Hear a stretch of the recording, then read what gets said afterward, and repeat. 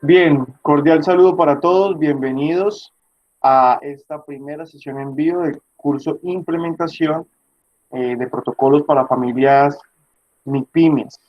Vamos a empezar entonces con la presentación que tenemos para el día de hoy. Como les dije, vamos a manejar el primer tema o la primera unidad que tiene que ver con la dinámica precisamente que tienen las empresas o las familias o las empresas familiares o empresas MIPYMES, también llamadas de esta manera.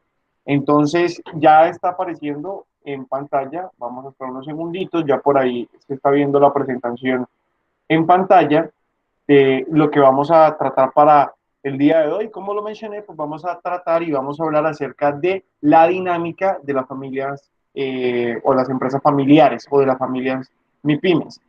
Vamos a empezar mirando la importancia de lo que es precisamente pues, las familias MIPYMES o las empresas familiares. Entonces vamos a empezar hablando un poco sobre el efecto que hay entre la empresa, pero también el efecto que hay empresa versus familia, ¿vale? Para eso, pues entonces voy a empezar hablándoles que normalmente el 85% de esas empresas familiares que construyen ustedes en estos momentos, quizás las empresas familiares que están construyendo, el 85% no sobreviven a futuras generaciones, específicamente una tercera generación. Pongámoslo en un contexto donde de pronto ustedes hoy en día se están esforzando por crear una empresa familiar y obviamente generar un patrimonio para que pueda seguir creciendo y tener un desarrollo de generación en generación. Quizás sus hijos en algún momento puedan continuar porque conocen un poco el legado, pero ya para una tercera generación, entendiéndose como sus nietos, pues es donde se podría presentar aún más el problema. Como les digo, el 85% de las empresas familiares no sobreviven a una tercera generación. Para eso vamos a empezar entonces con esa reflexión y vamos a empezar hablando sobre el enlace perfecto que debe existir entre la familia y la empresa.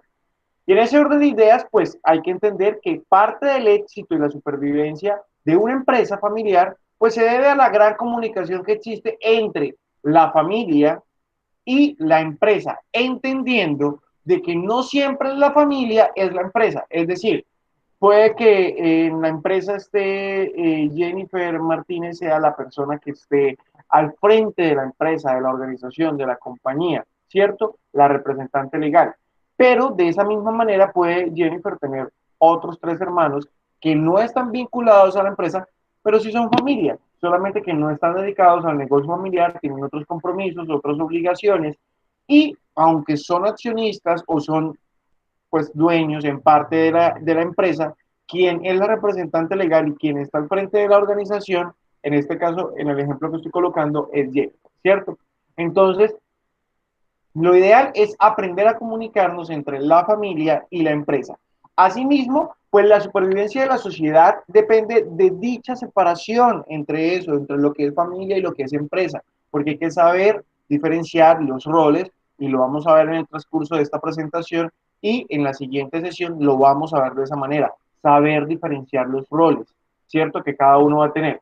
La supervivencia que pues también exige la creación de órganos de gobierno que funcionen bajo unas reglas y responsabilidades perfectamente definidas. ¿Con qué? Con el ánimo de que haya, precisamente como se llama este curso, un protocolo por el cual todas las personas que hacen parte de la empresa, sean familia o sean allegados a la familia o sean empleados o colaboradores de la organización, toda la organización tenga unos principios, tenga unos protocolos, tenga una filosofía organizacional que esté establecida y donde no se improvise y donde haya pues un focus claro frente a lo que queremos en la organización familiar para este caso, ¿cierto? Para estructurar los órganos de gobierno de la empresa y de la familia y la relación entre los accionistas, el consejo de administración y el equipo directivo, es necesario, atención, considerar la evaluación de la familia, del negocio e identificar cuándo es el mejor momento para hacerlo.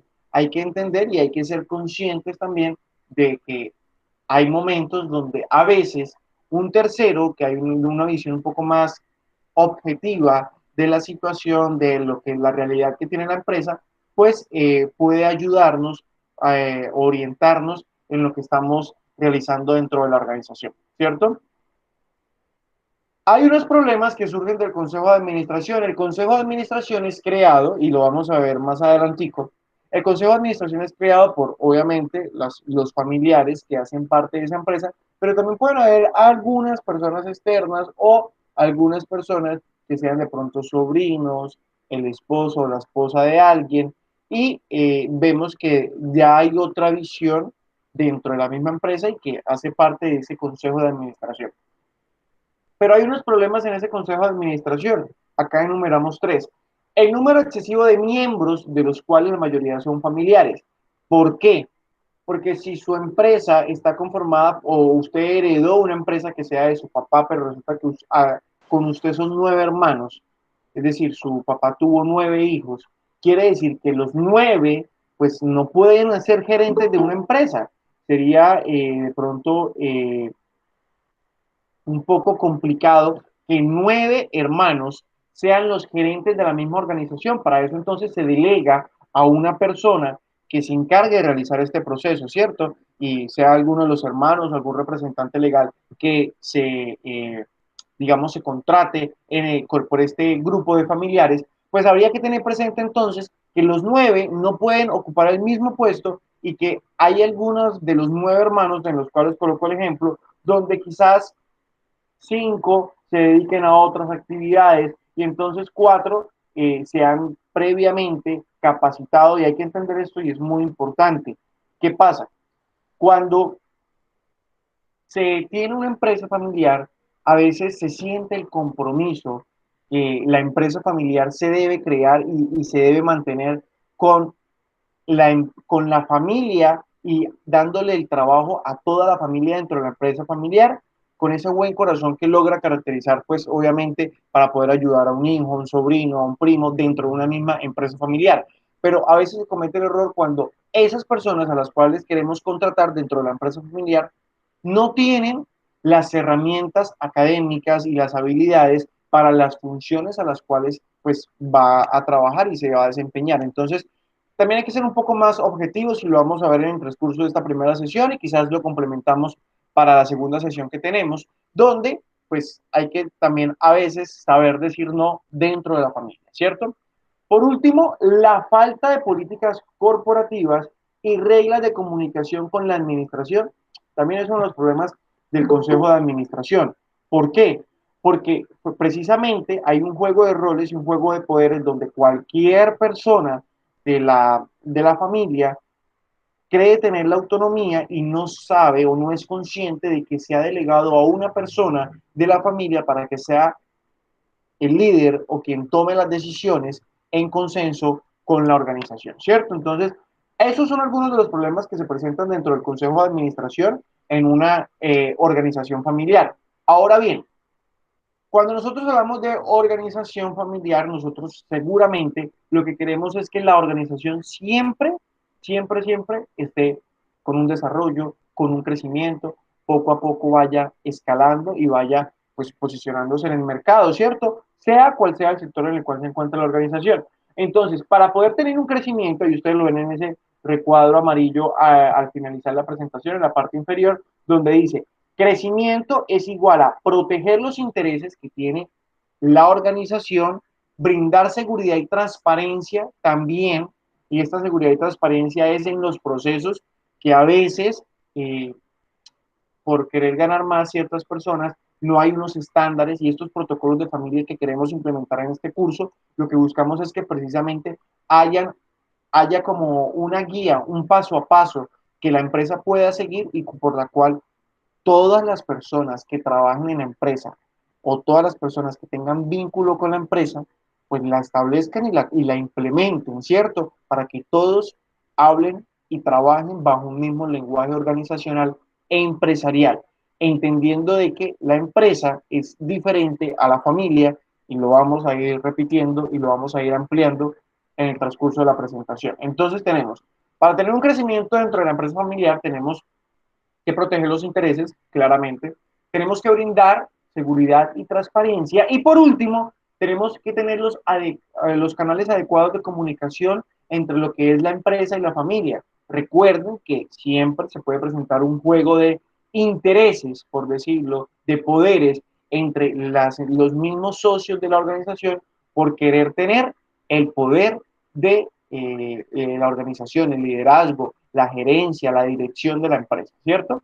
Pero entonces hablamos de que tenemos que tener una comunicación efectiva y una comunicación asertiva dentro de las personas que trabajan en la organización y que están implicadas con esta empresa familiar, ¿cierto? Entonces para eso hablamos nosotros de que debe haber una comunicación entre los órganos de los gobiernos familiares y los órganos de gobierno corporativo, que son diferentes. La familia, les repito, es diferente al gobierno corporativo o al gobierno empresarial para los temas relacionados con la administración de la organización empresarial, básicamente. Ahí tenemos cuatro aspectos importantes. El primero es que la comunicación debe ser óptima y eficaz con el fin de qué? De que los deseos, los anhelos, los objetivos que tiene el equipo familiar se puedan trasladar a la organización. Si ustedes como familia tienen unos objetivos que se han trazado en su familia para la organización, la idea es que se puedan comunicar adecuadamente de los deseos que tiene la familia hacia la organización y hacia la empresa para que desde la empresa se puedan trabajar, separando los roles, repito, dentro de lo que la dinámica de lo que tiene que ver con las empresas familiares. Un segundo punto, tenemos que la mejor forma de lograr este proceso de buenos resultados es a través de la gestión por separado de las necesidades que tiene la familia, las necesidades que tiene la empresa, pero también las necesidades que tienen los accionistas. Recuerden que una empresa puede estar conformada por accionistas que sean 100% familiares, pero puede que alguno de sus hermanos decida no continuar con el negocio y vender su parte a un tercero, y en ese orden de ideas sigue siendo una empresa familiar, pero con presencia de accionistas externos a la familia. No tiene ningún inconveniente y también se puede presentar. Sobre todo, como les mencioné en la primera lámina, un alto porcentaje de las empresas normalmente son empresas eh, que en una tercera generación pues ya dejan de ser empresas familiares, ¿cierto? Porque lastimosamente fracasan, podríamos decirlo de alguna manera, ¿cierto? Tercero, se debe seleccionar analíticamente a los miembros que hacen parte de la organización. Y aquí hablamos de las capacidades necesarias. Lo repito nuevamente. El tema de que porque es mi hermano o porque es mi sobrino, tengo que sí o sí darle un puesto de trabajo dentro de la empresa, pero de pronto lo que estamos haciendo es incurrir en más gastos sin la necesidad de poder tener que contratar a esa persona que de pronto no tiene las habilidades, los conocimientos y las aptitudes para poder estar en ese cargo. Entonces, hay que tener presente de que hay que ser conscientes de las capacidades necesarias que se deben tener para el cargo específico que se está ofertando, ¿cierto? Cabe mencionar que cualquier cosa pueden escribirme por el chat o activan el micrófono y vamos socializando, vamos haciendo las preguntas que ustedes consideren pertinentes para cada uno de los temas que vamos a ir viendo en el transcurso de la presentación, ¿cierto? Por último, tenemos el Consejo de Administración. Y acá, pues, lo que se busca es garantizar que se habiliten los mecanismos necesarios para que siempre se tenga una comunicación efectiva entre la empresa, la familia y la sociedad corporativa que trabaja la empresa familiar, ¿cierto? Son los aspectos que nosotros tratamos. Poco a poco se van conectando más personas y bueno, eso es bastante positivo. Continuamos y hablamos entonces ahora de lo que tiene que ver con el gobierno, eh, los órganos de gobierno y lo que tiene que ver con los miembros familiares de la organización, entendiendo esa separación de roles que debe existir, ¿cierto? Se recomienda la implementación de un modelo evolutivo en el cual se busque generar una visión estratégica que lleve a la empresa al crecimiento que quiere la empresa, que anhela la empresa, e incluso a buscar nuevos mercados, a una expansión, a una expansión. Normalmente, como una empresa familiar se parte, que es una MIPYME, una pequeña empresa, Se localiza en un aspecto local. Un ejemplo, se localiza en la ciudad de Cúcuta la empresa y trabaja para la ciudad de Cúcuta. De pronto falta la expansión a un mercado nacional, de pronto falta la expansión a un mercado internacional que le permita un crecimiento y un desarrollo mayor a esa empresa. Pero eso depende de qué, de los objetivos que tenga el grupo familiar o los accionistas o los dueños de la empresa o de la organización familiar, ¿cierto? Miren esta reflexión. En México, las empresas familiares se caracterizan porque muchos de los familiares, conocidos y amigos que trabajan en esa empresa evitan la incorporación de personas ajenas a la empresa, a la familia, al vínculo familiar que tienen, en posiciones clave como los puestos directivos o como consejeros independientes en los diferentes órganos de gobierno, llámese consejo de administración o comités, es decir, el equipo gerencial, los directivos de la organización normalmente son familiares, son sobrinos, son primos o son amigos cercanos a la familia, con el ánimo de tener cierta confianza dentro de lo que se realiza.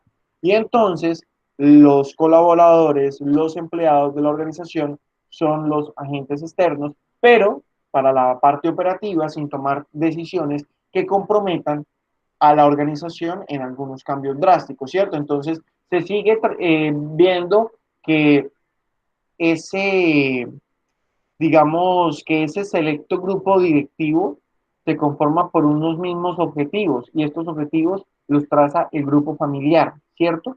Porque todos hablan un mismo lenguaje, entendiendo de que sean un grupo de hermanos que han heredado esta empresa de su padre, de su madre, es decir, de sus padres en temas familiares, y empiezan ellos a trabajar y a generar la administración y continúan el legado de su empresa. Puede funcionar perfecto. Pero de esa manera tienen que sembrar esa cultura organizacional y esa cultura de empresa familiar a sus hijos para nuevas generaciones y que puedan seguir contribuyendo a eso que se quiere, que es, en otras palabras, pues el desarrollo y el crecimiento de la empresa familiar, ¿cierto? Aquí vamos a ver un modelo, precisamente de lo que es un modelo evolutivo de un gobierno corporativo de empresas familiares. Ustedes lo ven aquí, donde iniciamos con qué? Iniciamos al costado izquierdo de su pantalla con lo que tiene que ver con la eficiencia y la efectividad desde el ámbito informal, cuando vemos que hay un emprendedor que empieza con esa idea de negocio, ¿cierto? Que muchos lo hemos evidenciado durante este tiempo de pandemia y empezamos a generar algún tipo de, eh, digamos, eh, ideas nuevas de negocio, por decirlo de alguna manera. Cuando yo soy el emprendedor de mi negocio, pues yo soy mi propio jefe, yo manejo mi empresa y yo tomo mis decisiones, ¿cierto?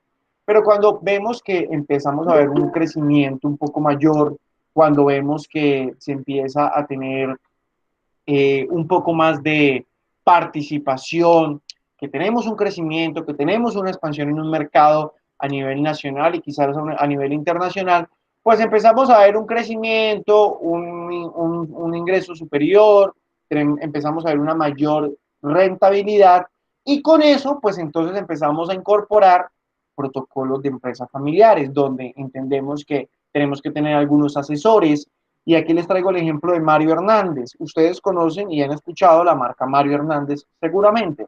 Cuando nosotros hablamos de esta marca, es una marca creada por su fundador, Mario Hernández, ¿cierto? Que aún vive y que aún toma ciertas decisiones, aunque está retirado de la gerencia y de la administración, ya que lo ha delegado a sus hijos, aún está vinculado y es quien toma las decisiones mayores o tiene consentimiento de esas decisiones mayores de su empresa, Mario Hernández, ¿cierto? Pero hoy en día pues ya está en una edad de retiro donde ya no está tan comprometido con la organización, ¿cierto?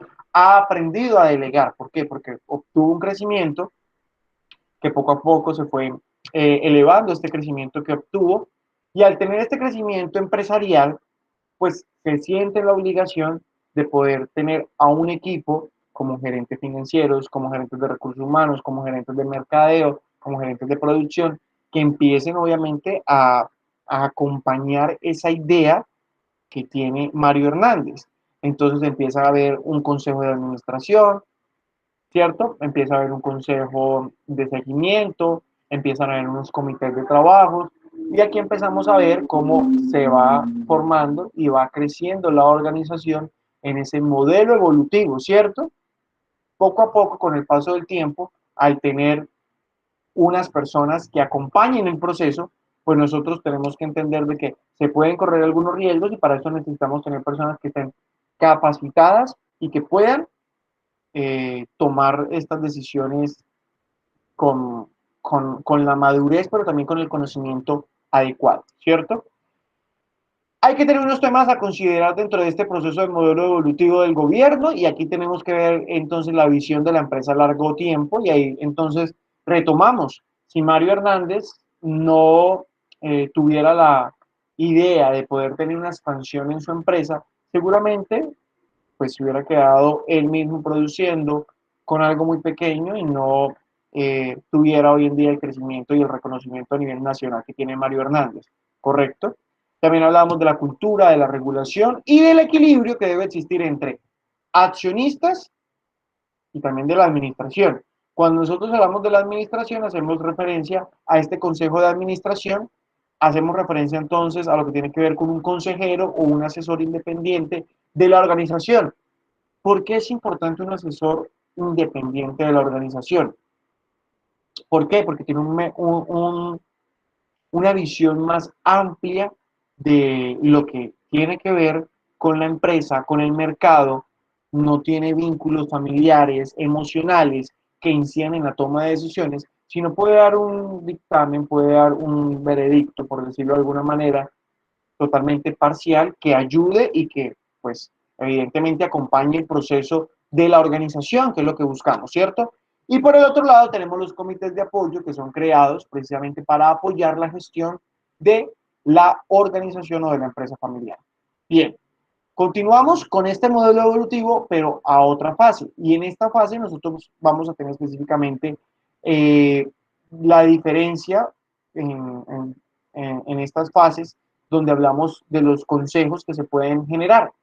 Hablamos de un consejo de administración en una primera etapa. Ustedes lo ven ahí en su pantalla.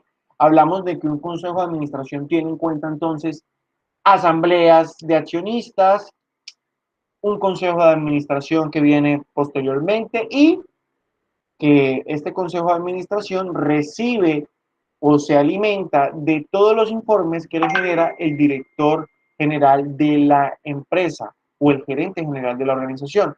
En el consejo de administración lo que se busca es manejar temas relacionados con los informes, la integración de los consejeros adecuadamente como debe ser y de proveer, pues obviamente, los espacios adecuados para el óptimo desarrollo de la organización. Pero cuando empezamos a seguir creciendo dentro de esta misma compañía, no solamente hablamos de un consejo de administración, sino también empezamos a implementar comités. Vemos en las empresas que hay comités financieros, hay comités de mercadeo, hay comités de recursos humanos, que son pequeños grupos con las personas encargadas de cada una de las áreas para tocar temas que pues un micro, a nivel micro, podríamos llamarlo de esta manera, y que no necesariamente tienen que ir todo a la gerencia o al consejo de administración siempre, ¿cierto?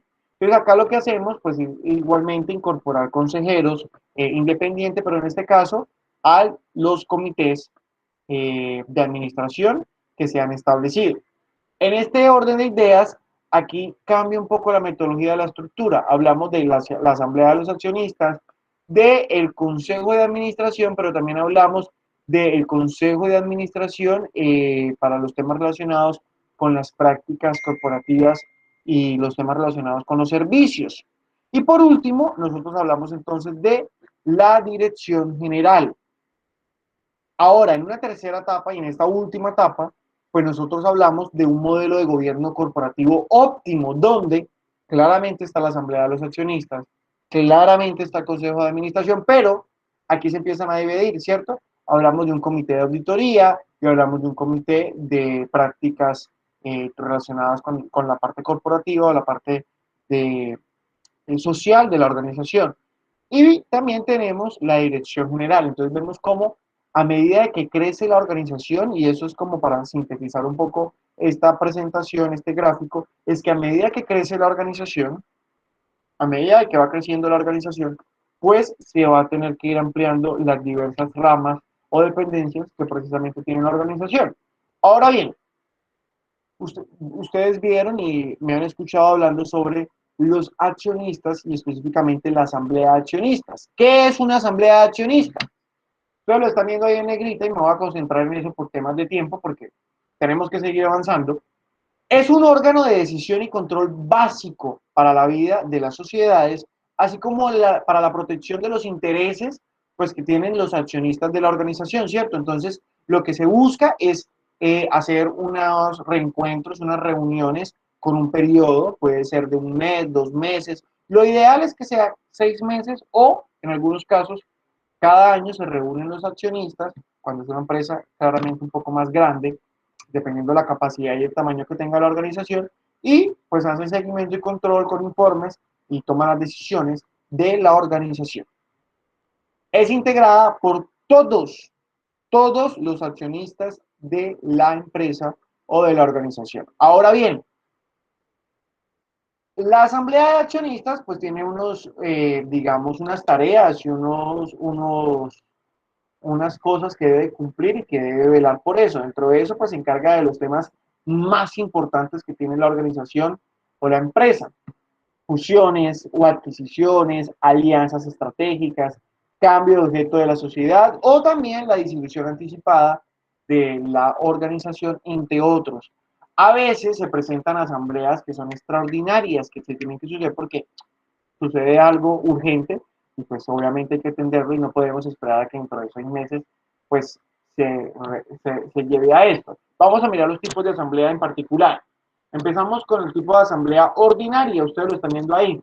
Se debe reunir al menos una vez al año. Como les dije, lo habitual es que sea 6 meses o cada año que se reúna una asamblea de accionistas una vez al año dentro de los 4 meses después de la clausura del ejercicio social. Es decir, los primeros 4 meses de cada año, entendiéndose de enero a abril, se debe reunir la asamblea de accionistas con el ánimo de que de mirar los rendimientos obtenidos en el año inmediatamente anterior, ¿cierto?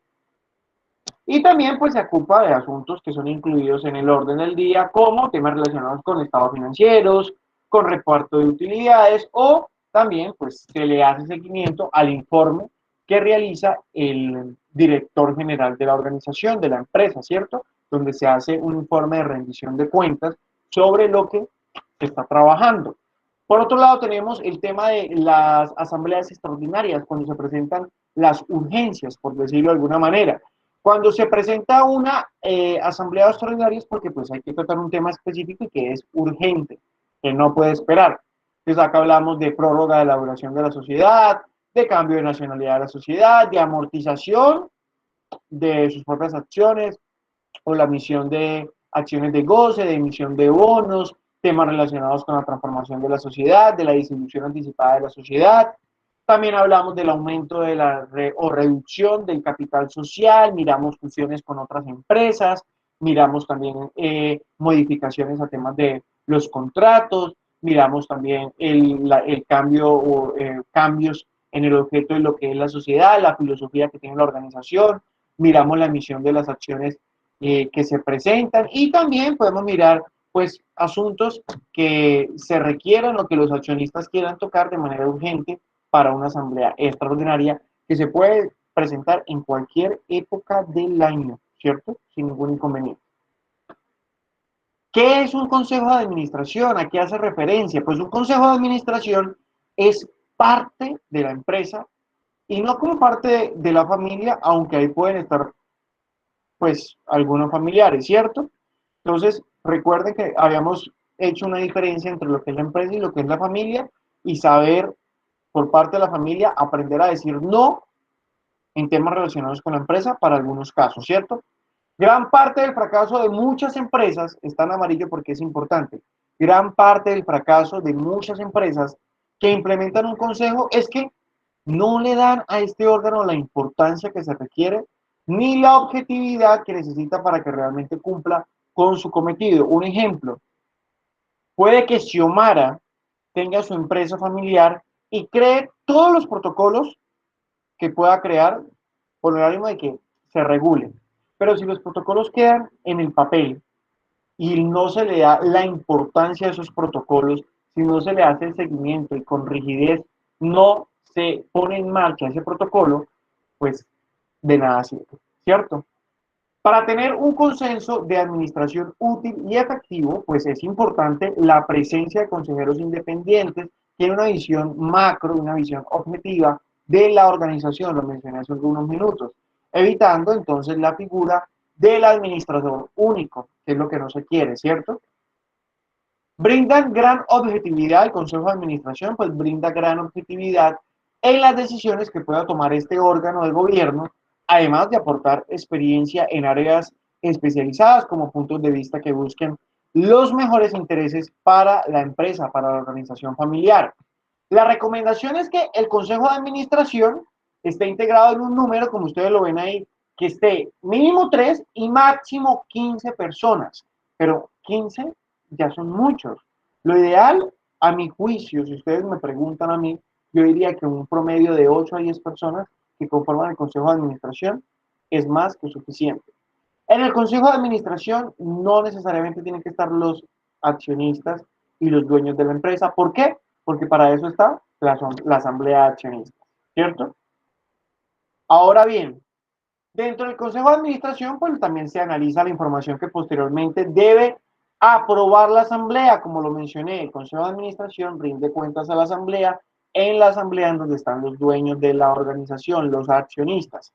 Y debe tener un papel relevante para hacer valer las decisiones de los accionistas y aprobar lo relacionado con temas fundamentales como el plan de sucesión, la nominación y evaluación de directivos. Algo bien importante es la sucesión. A veces no, las empresas familiares y cualquier tipo de empresas no trabajan en la sucesión. Aprender a decir, oiga, hasta aquí continúo porque siento que ya mi ciclo cumplió y tengo que dar la oportunidad a otra persona de la familia, a un hijo, a un sobrino, a un primo, a otra persona, de que continúe con la organización. Hay que sembrar esa filosofía dentro de la organización familiar. Como órgano de gobierno, pues el Consejo de Administración supervisa la dirección estratégica de la empresa y debe garantizar la información económica y financiera, así como monitorear e encauzar el buen desarrollo del equipo directivo. Vamos a ver diferentes modelos de lo que tiene que ver con esto. Etapas por las que pasa la familia empresarial, los sistemas de gobierno y el tipo de organización establecido que constituyen entonces ámbitos que cambian a medida que la familia y el negocio evolucionan. Como les mencioné, yo les había dicho que teníamos empresas de orden, ¿cómo les digo yo? De orden de microempresa, de emprendimientos. Ahí hablamos de empresas unipersonales, ustedes lo ven ahí. La primera casilla que ustedes ven ahí, empresa unipersonal. Aquí por la propiedad de una sola persona. Hay una relación intra e interfamiliar de la siguiente manera. Soy yo el que mando porque yo soy el fundador, o con mi esposa o con mi esposo manejamos la empresa, ¿cierto?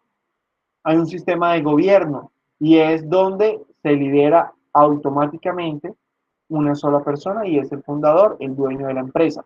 Y en ese orden de ideas, fíjense la estructura organizacional en la parte inferior.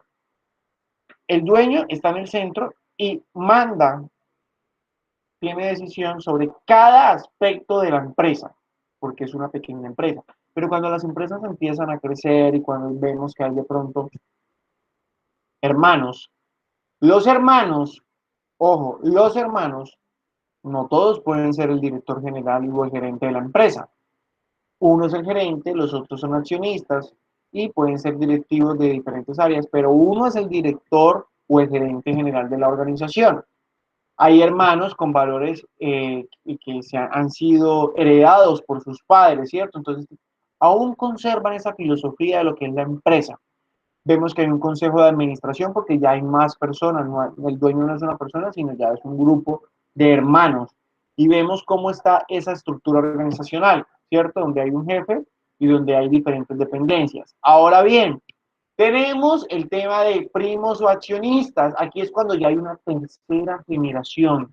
Tercera generación. Acá a veces hay problemas.